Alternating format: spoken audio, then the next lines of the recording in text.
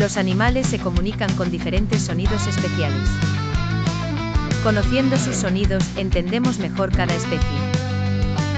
El gato es famoso por su miau. El perro es conocido por su guau. El cerdo produce un oink. La vaca hace mu. El pollito dice pío. La serpiente emite un SSS.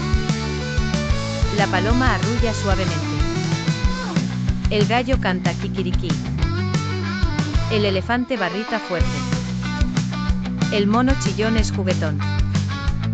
El ratón chirría agudo.